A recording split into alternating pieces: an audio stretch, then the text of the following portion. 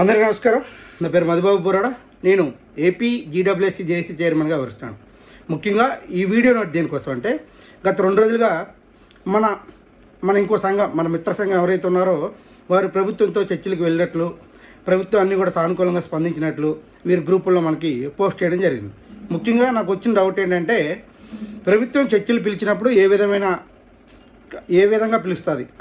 మీకు వాట్సాప్ ద్వారా పిలుస్తారా, లేకపోతే ఫోన్ కాల్ ద్వారా, లేకపోతే పేపర్ స్టేట్మెంట్ ఏమైనా, లేకపోతే ప్రధాన మీడియా ఏవైతే ఉన్నాయో వాళ్ళ ద్వారా పిలుస్తారా అనేది ఒక క్లారిటీ. ఓకే, మీరు ఏం చెప్తున్నారంటే 3:20 కల్లా పిలిస్తే మేము 3:30 కల్లా సెక్రటరియట్కి వెళ్ళడం జరిగిందని చెప్పారు. మంచిదే, చాలా ఫాస్ట్గా అందుకున్నారు. అందరూ కూడా చాలా ఫాస్ట్గా కూడా రీచ్ అయ్యారు. ముఖ్యంగా ఎవరితో చర్చలకు వెళ్ళారు? మంత్రి గారితో వెళ్ళారా, లేకపోతే ప్రిన్సిపల్ సెక్రటరీ గారితోనా, లేకపోతే విడివిడిగా చర్చలు జరిగాయి అనేది ఒక క్లారిటీ అనేది ఇంకా ఇవ్వలేదు. నాకు తెలిసిన సమాచారం మేరకు ముందుగా ప్రిన్సిపల్ సెక్రటరీ గారితో మాట్లాడి తర్వాత మీరు మంత్రి గారి దగ్గరికి వెళ్ళి మంత్రి గారితో కూడా చర్చలు జరపడం జరిగింది.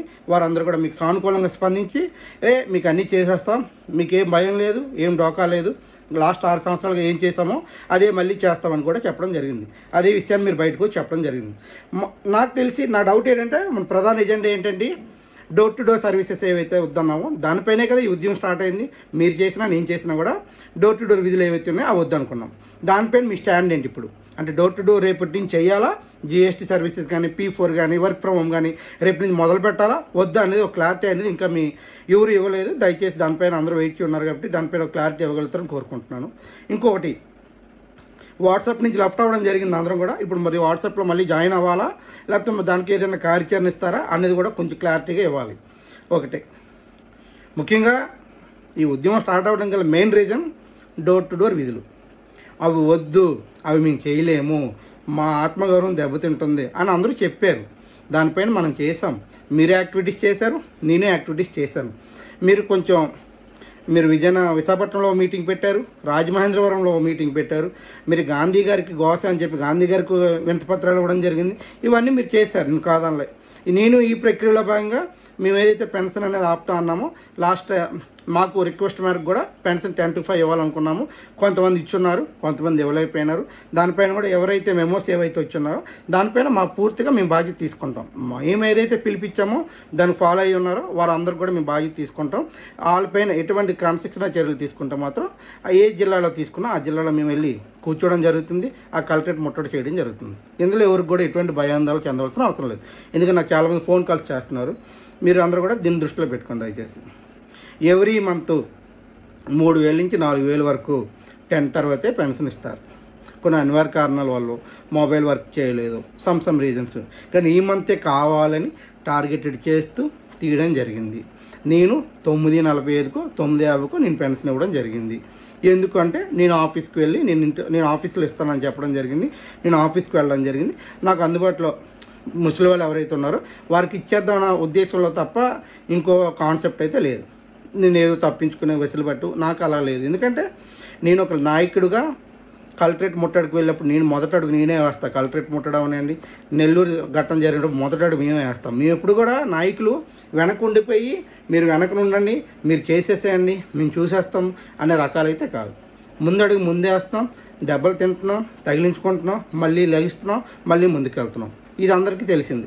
నేను ఫర్ ఎగ్జాంపుల్ మీ నాయకులు చెప్పారు కదా, నల్ల బ్యాడ్జీలు వేసుకోండి, నల్ల సెట్లు వేసుకుని పెన్షన్ ఇవ్వండి, గాంధీ గారికి వినతి పత్రాలు ఇవ్వండి. ఒక్క నాయకుడి ఫోటో చూపించండి మీ దాంట్లో. ఇప్పుడు మేమైతే ముందుగా అడిగేస్తున్నాం కదా, మీ నాయకులు ఒక్క ఫోటో చూపించండి నాకు. ఇగోండి మా నాయకుడు, ఇగోండి పలానా గాంధీ గారికి వినతి పత్రం ఇచ్చారు, లేదా మా నాయకుడు ఇగో నల్ల సెట్ వేసుకుని పెన్షన్ ఇస్తున్నాడు, మా నాయకుడు ఈ విధంగా చేస్తున్నాడు, ఒక ఫోటో తీయండి. ఈ నెల రోజుల యాక్టివిటీస్లో వైట్ షర్ట్లు వేసుకొని మంత్రులకి, ప్రిన్సిపల్ సెక్రటరీకి కలిసింది కాకుండా ఇంకో యాక్టివిటీ చేస్తున్నట్లు ఒక ఫోటో తీసి పెట్టండి గ్రూపుల్లో. ఒకటి, మీరు వెళ్ళారు చర్చలకు వెళ్ళినప్పుడు మొదటి రోజు లేని పేపరు ఈరోజు మీరు ఇచ్చేస్తారు మాకు. ఏంది? ఇదిగోండి హాజరు పట్టిక, మేము అందరం హాజరైపోయినాం చర్చలకి, ఇదిగోండి సో 7 పర్మిషన్ ఇచ్చారని చెప్పి సంపార్సన ఎవరో పోస్ట్ చేశారు. అందులో ఒక లేడీ లేదు, ఆ లేడీ గారు అటెండ్ అవ్వలేదు, పేరు చెప్పదలుచుకోవట్లేదు. ఆ లేడీ ఎవరైతే ఉన్నారో మీరు ఇచ్చిన 7 పేర్లు ఒక లేడీ అసలు ఆ ప్రోగ్రామ్కి అటెండ్ అవ్వలేదు, ఆ మీటింగ్కి అటెండ్ అవ్వలేదు. మీరు ఏదైతే చర్చలు అనుకుంటారో ఆ చర్చలకు ఆవిడ అటెండ్ అవ్వలేదు. ఆవిడ సంతకం ఎవరు పెట్టారు? యూజువల్గా మీరు చెప్పిందే కదా, మీరు ఏం చెప్పారు, 7గురు మేము అటెండ్ అయ్యాము, ఇదిగోండి ప్రూఫ్, ఇలా ఇస్తారు, చర్చిలకు వెళ్తే ఇలా ప్రూఫ్ ఉంటుంది, ఇలా సంతకాలు పెడతామని చెప్పారు కదా. ఎవరు సంతకం పెట్టారు? లేడీ సంతకం. మీరు చెప్పిన ఏ ఫోటోలో ఆ లేడీ లేరు, మరి ఆవిడ సంతకం ఫోర్జరీ చేశారా? అంటే ఆవిడ రాలేదా? అంటే ఫేక్ చర్చిలా ఇవన్నీ? మీరే అపాయింట్మెంట్ తీసుకుని మీరే కలిసేస్తారా? ఇది రెండోసారి కదా మీరు కలవడం. అలాగా మీరు అపాయింట్మెంట్ తీసుకుని కలవాలనుకుంటే అందుకు మీరు నెల రోజుల చర్చలు, మీరు ఎందుకు ఉద్యమాలు చేయడం?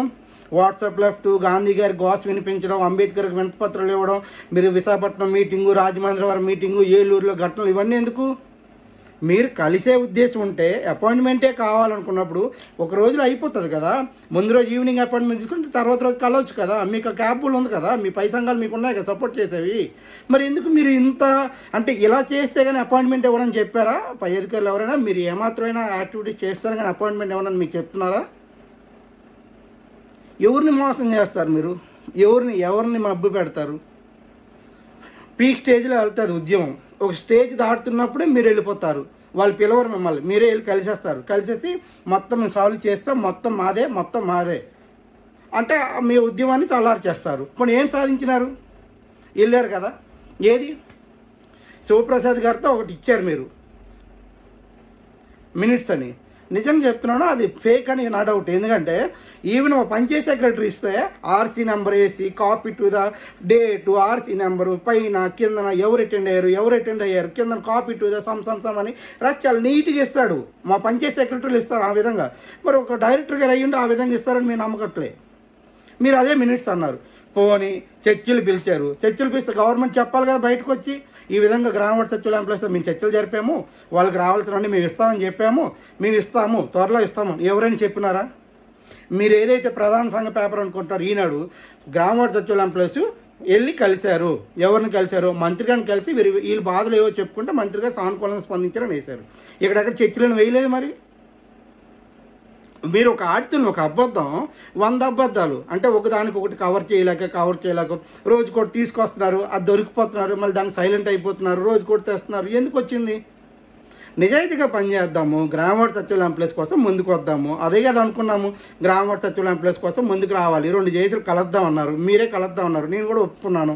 మీరే చెప్పారు శుక్రవారం నాడు మనందరం కలిసేద్దామని చెప్పి చాలామంది మధ్యవర్తులు కూడా ఇందులో పాల్గొన్నారు. శుక్రవారం 10 గంటలకి విజయవాడ అందరూ వచ్చానని చెప్పారు. మేము టికెట్స్ కూడా బుక్ చేసుకున్నాం. మళ్ళీ మీరే మెసేజ్ పెడతారు ఏమని, మాకు ఈరోజు కష్టం అండి, మా సభ్యులు ఎవరు కూడా అందుబాటులో లేరు, సో మీరు శనివారం రండి అని చెప్పారు. మరి మీరు అందుబాటులో లేని సభ్యులందరూ కూడా ఈ కూటమి అంతా కూడా మరి ఎలా సెక్రటరీలో కూటమి అయిపోయింది ఒకసారిగా? మీరు ఎలా మరి అందుబాటులోకి వచ్చేసారు ఫ్రైడేకి?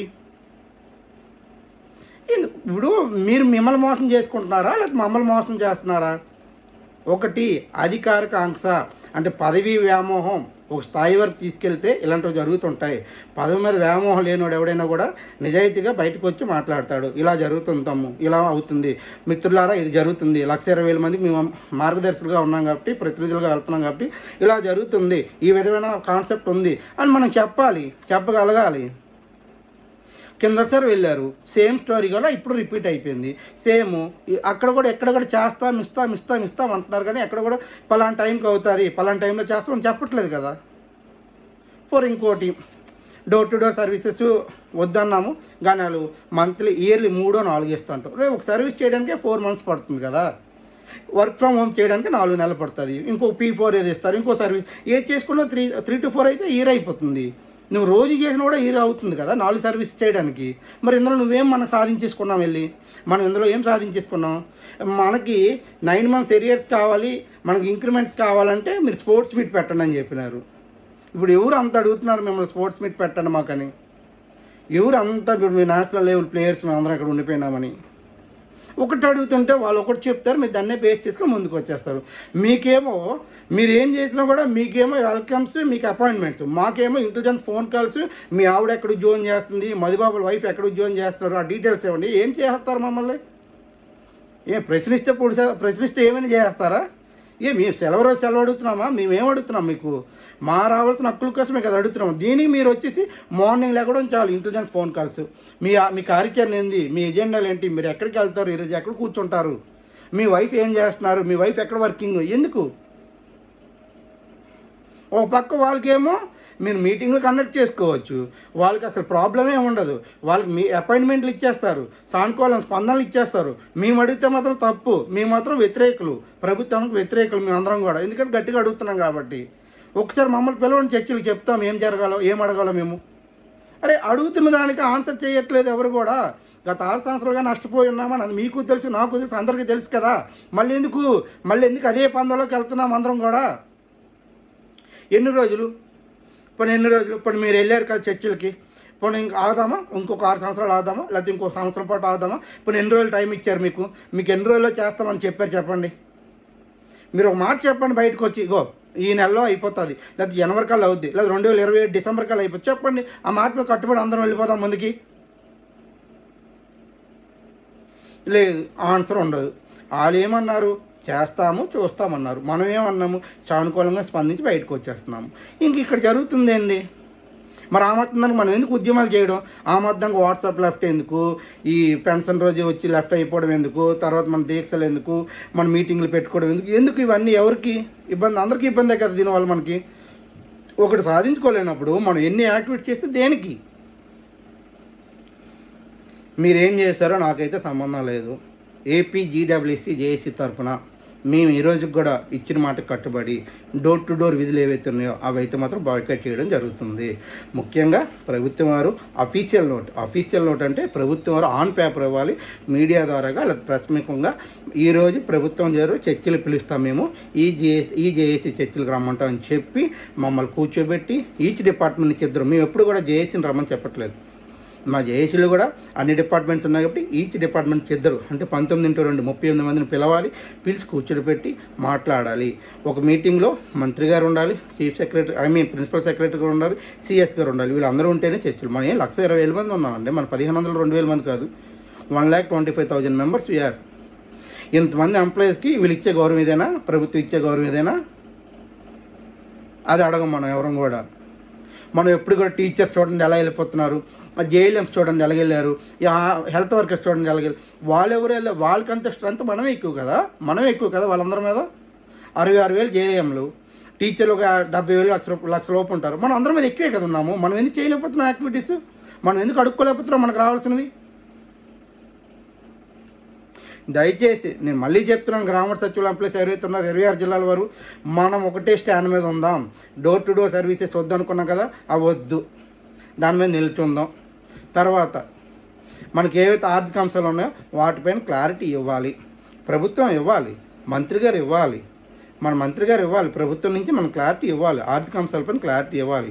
ఎవరంటే 6 సంవత్సరాలు ఒకటే బతుకు, ఒకటే జీవితంలో ఉంటారు, ఒకటే జీవితం ఇదేనా? ఇంకో స్టేట్ తీయండి, మనతో క్లారిటీగా తీసుకునేదేనా? లేదు. ఇంకొకటి, సర్వీస్ మ్యాటర్స్ ఏవైతే ఉన్నాయో వాటిపైన మనకు పురోగతి రావాలి, వాటిపైన క్లారిటీ ఇవ్వాలి, వాటిపైన క్లారిఫికేషన్ ఇవ్వాలి.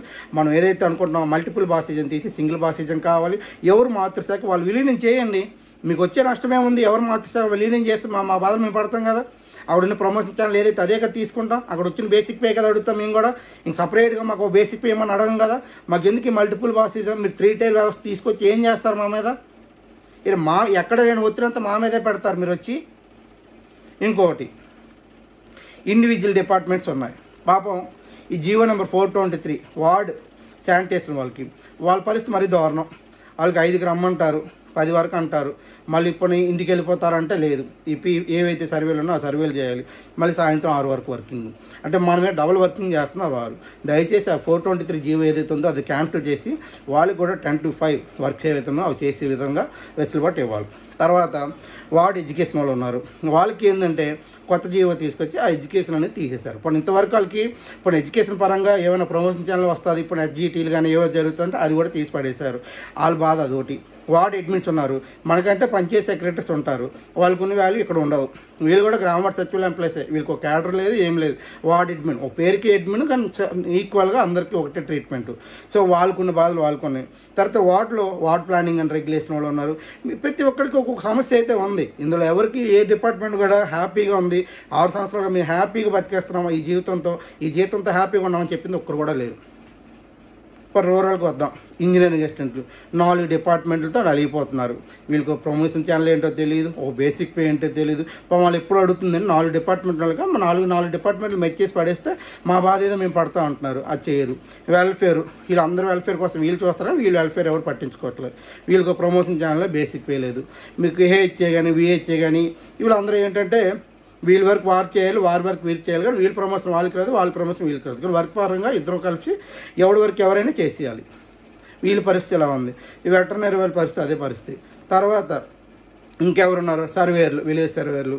ఓ పక్క ఎంఆర్ఓ గారు, ఓ పక్క ఎంఎస్ గారు, ఓ పక్క ఎంపీడీఓ, తర్వాత ఓ పక్క రీసర్వ్ అంటారు, ఓ పక్క స్వామిత్వం అంటారు, ఓ పక్క వచ్చి ఈ P4 సర్వేలు ఇవన్నీ అంటారు. వాళ్ళ పరిస్థితి అలాగే ఉంది. సో ఇక్కడ సచివాలయ వ్యవస్థలో కూడా ఈచ్ డిపార్ట్మెంట్ కూడా ఒక సమస్య అయితే ఉంది. మహిళా పోలీసులకి ఈ మధ్యన ఆప్షన్ ఇచ్చున్నారు. అది ఎప్పటికో అవుద్దో కూడా తెలియదు. హోమా లేకపోతే చైల్డ్ కేరా, అది కూడా పూర్తిగా తెలియని అందరూ కూడా ఎవరికి గందరగోళాలు ఉన్నాం. ఎవరికి కూడా ఒక స్పష్టమైన జాబ్ చాట్ లేదు. అంటే ఇది నీ జాబ్ చాట్, ఇది నువ్వు చేసుకోవచ్చు, ఇది నువ్వు ఇలా చేయాలి అని ఎక్కడా కూడా లేదు. ఇప్పుడు అది ఎన్నోసార్లు అడిగినాం, పట్టించుకునే నాదుడు లేదు. ఇప్పుడు ఎవరికైనా ఇప్పుడు ప్రమోషన్ చేయాలి దేవుడు ఎరుగు. అప్పుడు సీనియర్ లిస్ట్ ఏమైనా ఇస్తుందంటే అది కూడా ఎవరు. అంటే నువ్వు మాత్రం 5 గంటలకల్లా వాళ్ళు ఏం అడిగితే అది ఇచ్చేసేయాలి. ఏది బేసిక్ పే అంటే ఏదైనా ప్రోగ్రెస్ అయితే మాత్రం 5 o'clock లోపు నువ్వు ఇచ్చేయాలి. కానీ నీ సీనియర్ లిస్ట్ చేయడానికి 6 సంవత్సరాలు పడుతుంది వీళ్ళకి. ఇదే అవలంబన, ఇదే దారిని మన సీనియర్ అధికారులు అన్న సీనియర్ ఎంప్లాయీస్ మీద ఇదే ఉందా? వాళ్ళకి ఎవ్రీ ఇయర్ అప్డేట్ అవుతుంది సీనియర్ లిస్ట్. మరి నీకెందుకు 6 సంవత్సరాల నుంచి ఒకసారి కూడా సీనియర్ లిస్ట్ అప్డేట్ చేయట్లేదు? నిర్లక్ష్య ధోరణి. చిన్న ఎంప్లాయీస్ అన్ని వర్క్స్ చేస్తాం మనం. ఏంటంటే మల్టీ టాస్కింగ్. నువ్వు ఏ వర్క్ అయినా చేస్తావు, ఎవరు చెప్పినా చేస్తావు. నీకు అందరూ బాసులే. ప్రభుత్వంలో అందరూ బాసులైన ఉద్యోగస్తులు ఎవరంటే మనమే, గ్రామ సచివాలయ ఎంప్లాయీస్. ఈవెన్ ఎంపీడీ ఆఫీస్లో ఎవరైనా నీకు బాసే. ఈవెన్ ఎంఆర్ ఆఫీస్లో కూడా ప్రతి ఒక్కరు నీకు బాసే. నీ కింద ఎవడైనా పని చేస్తారంటే అది ఎవడు కాదు, అది మనమే. ఇది మార్చడానికే కదా ముందుకు వచ్చాము. ఈ వ్యవస్థ మార్చుకుందాం. మనం ఏంటి, మనం చదువుకున్న చదువులేంటి, బీటెక్ ఎంటెక్లు చదివి ఏం చేస్తున్నాము, దీనిప్పుడు ఏదో వచ్చేసాము, తప్పులేదు. 15,000 జీతం అందరికీ తెలుసు. ఇంటి దగ్గరలో ఉంటాము, ఫోన్లే, ఫ్యామిలీతో పరంగా ఉండొచ్చు. ఏదో రోజు ప్రొవిజన్ డిక్లేర్ అవ్వగానే పే స్కేల్ పెరగదు అనుకున్నాము. ప్రొవిజన్ డిక్లరేషన్ అయింది, 9 నెలలు లేట్గా ఇచ్చారు. ఆ ఏరియాస్ ఇప్పటి వరకు ఎవరు ఊసెత్తట్లేదు. దాని గురించి ఎన్నిసార్లు అడిగినా కూడా ఆర్థిక భారం అంటారు. అరే మేమేం చేసినాం ఆర్థిక భారం అయితే? నోషనల్ ఇంక్రిమెంట్స్ ఆర్థిక భారం, తర్వాత డిఏలు ఆర్థిక భారం. ఇది రేపు రావాల్సిన ఆల్రెడీ 6 years కంప్లీట్ అయింది ప్రమోషన్ లేకుండా. ఆటోమేటిక్ అడ్వాన్స్ స్కీమ్ ఆర్థిక భారం. ఇవన్నీ ఆర్థిక భారం అయితే మేమేం చేయగలుగుతాము? మరి మా భారాలు ఎవరు మోస్తారు? మా ఆర్థిక భారాలు ఎవరు చూస్తారు, ఎవరు తీరుస్తారు? సో గ్రామ సచివాలయ ఎంప్లాయీస్ కూడా గుర్తుంచుకోవాల్సింది ఒకటే, ఈరోజు ఈ పూట నీ హక్కుల కోసం నువ్వు ముందుకు రాలేకపోతే ఇంకో 6 సంవత్సరాల పాటు నువ్వు ఏ స్థాయిలో ఉన్నావో ఇక్కడే ఉంటావు, ఇలానే ఉంటావు.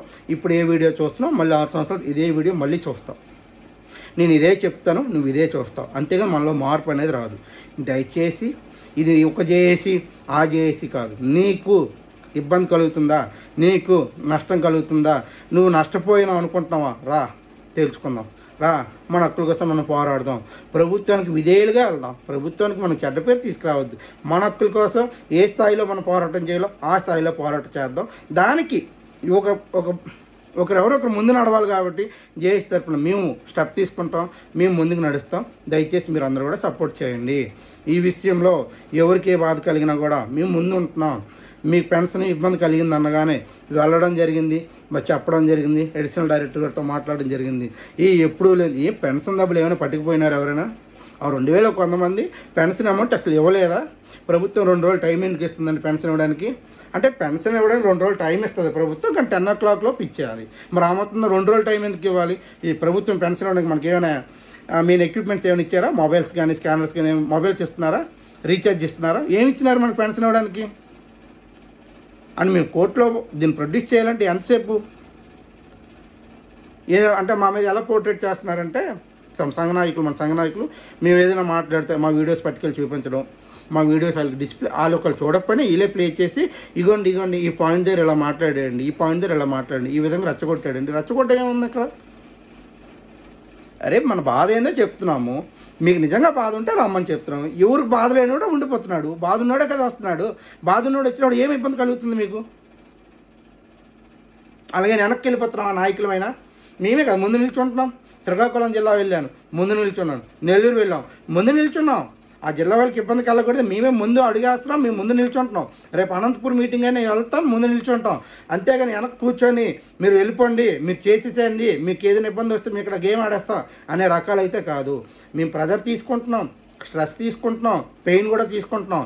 మమ్మల్ని ఎంత మానసికంగా ఇబ్బంది పెట్టినా, ఎంత ఆర్థికంగా ఇబ్బంది పెట్టినా మేము నిలబడతాం.